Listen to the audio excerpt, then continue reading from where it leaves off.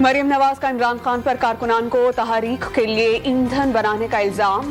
لاہور میں تقریب سے خطاب میں طنز کیا کہ خود پلستر باندھ کر گھر میں چھپا لیڈر کارکنان کو مروا رہا ہے۔ چیئرمین پی ٹی آئی کو عدالت کے لیے بیمار اور ریلی کے لیے تیار رہنے کا طعنہ۔ مریم نواز کا سابق چیف جسٹس ثاقب نثار کی جانب سے نواز شریف کی سزا پر معافی مانگنے کا دعویٰ۔ بے گناہی کے باوجود سزا، ثاقب نثار کے ضمیر پر بوجھ تھا۔ ڈان نیوز کے پروگرام لائیو ود عادل شاہ زیب میں گفتگو۔